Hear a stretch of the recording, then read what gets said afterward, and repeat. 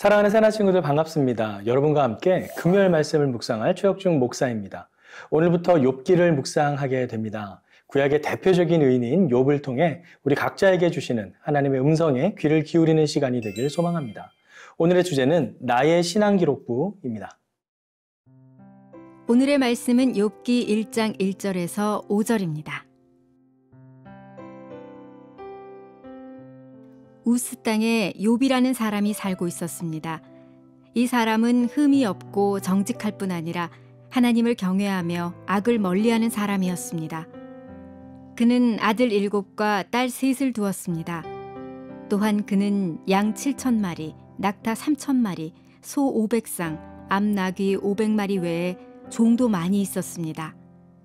욥은 동방에서 가장 큰 사람이었습니다. 욥의 아들들은 집집마다 돌아가며 잔치를 벌이곤 했는데 그때마다 세 누이도 초대해 함께 먹고 마셨습니다. 이 잔치 기간이 끝나고 나면 욥은 그들을 불러 성결하게 하고 아침 일찍 일어나 그들의 수대로 번제를 드렸습니다. 내 자식들이 죄를 짓고 마음으로 하나님을 저주했을지도 모른다고 생각했기 때문입니다. 욥은 항상 이와 같이 했습니다. 욥기는 구약 성경에 기록된 5편의 시가서 중에 하나로 그 중에 욥기가 시대적 배경에서 가장 오래된 것으로 추정하고 있습니다. 저자에 대해서는 많은 논란이 여전히 이어지고 있지만 분명한 것은 족장시대, 즉 모세 이전의 아브라함 시대에 살았던 실존 인물에 대한 기록이라는 점입니다. 1절 말씀을 함께 읽겠습니다. 우스 땅에 욥이라는 사람이 살고 있었습니다. 이 사람은 흠이 없고 정직할 뿐 아니라 하나님을 경외하며 악을 멀리하는 사람이었습니다. 보통 고대 설화에서처럼 뭐뭐라는 곳에 뭐뭐라는 사람이 살고 있었다라는 그런 평범한 인물 소개로 시작하는 것과 좀 유사하게 시작하는 것처럼 보이지만 실제로 히브리 원어에서는 그러한 설화적 기록 방법과는 전혀 다르게 기록을 하고 있어서 이 이야기가 상상 속의 허구가 아닌 실제 있었던 사실임을 처음부터 밝히고 있습니다. 여기서 우스라는 지역은 정확히 어느 곳을 가리키는지는 알 수 없지만 욥기에 등장하는 풍습이나 어휘, 지리적 언급이나 역사적 배경을 고려할 때 아라비아 사막 저 북쪽 지역, 그쪽에 위치하고 있을 것이라고 보는 견해가 많습니다. 그리고 이어지는 욥에 대한 소개는 크게 2가지로 나누어 확인할 수 있는데요. 먼저 흠이 없다라고 번역된 그 원어는 완전한, 온전한이라는 의미를 지니고 있고 이는 하나님과의 관계에서 욥의 모습에 대한 평가라고 할 수 있습니다. 즉, 욥은 하나님 앞에 합당한 삶을 살기 위해 인격적으로 완전한 삶을 살아가려고 애쓰는 자임을 보여줍니다. 그리고 2번째로 정직할 뿐이라고 번역된 원어는 곧다, 바르다, 휘어지지 않다라는 의미를 지니고 있는데요. 이는 사람과의 관계에서 욥의 모습에 대한 평가라고 할 수 있습니다. 즉, 그는 주위 사람들과의 관계에서도 정직한 삶을 지키며 생활 속에서 정의를 실천하는 사람이었음을 보여줍니다.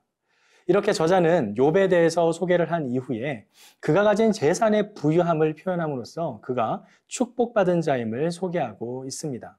특별히 자녀의 숫자와 가축의 숫자로 재산의 부유함을 측정한 것을 볼 때 아마도 고대 근동에서 족장시대, 즉 아브람 시대임을 암시한다고 할 수 있습니다. 그리고 이러한 재산의 소유를 처음부터 소개함으로써 그가 이후에 받을 그 고난이 얼마나 받아들이기 어려웠을지를 우리 읽는 이들로 하여금 짐작해 합니다. 그리고 이어서 욥이 동방에서 가장 큰 사람이었음을 밝히고 있는데요.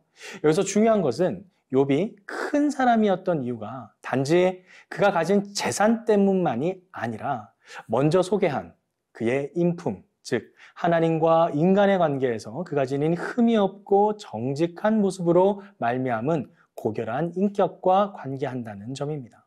사랑하는 새나 친구들, 여러분은 다른 이에게 소개될 때 어떤 사람으로 소개되길 원하시나요?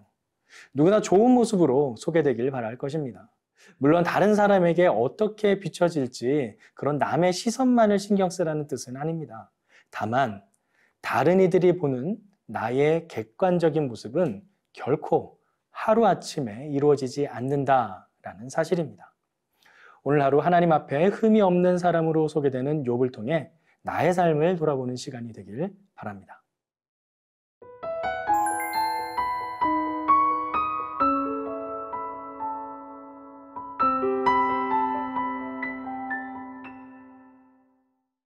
이제 욥의 신앙심에 대해 자녀들의 이야기를 통해 확인할 수 있는데요. 4절과 5절 말씀입니다. 욥의 아들들은 집집마다 돌아가며 잔치를 벌이곤 했는데 그때마다 새 누이도 초대해 함께 먹고 마셨습니다. 이 잔치 기간이 끝나고 나면 욥은 그들을 불러 성결하게 하고 아침 일찍 일어나 그들의 수대로 번제를 드렸습니다.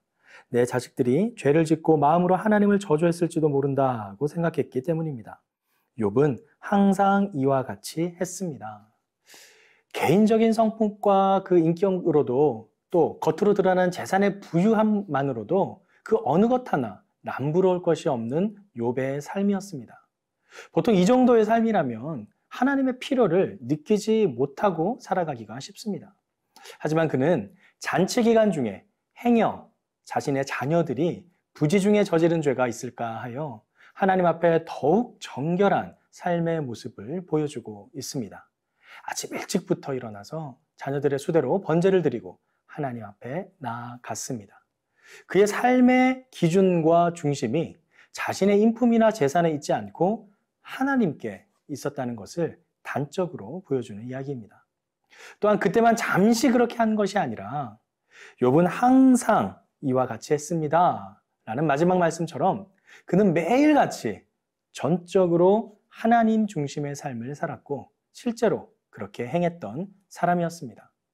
충분한 재산으로 호의호식하며 편안하게 살 수 있었음에도 그는 한 번도 하나님 중심에서 떠난 적이 없었다라는 사실입니다. 사랑하는 새나 친구들, 우리의 삶은 어떤지 돌아봅시다.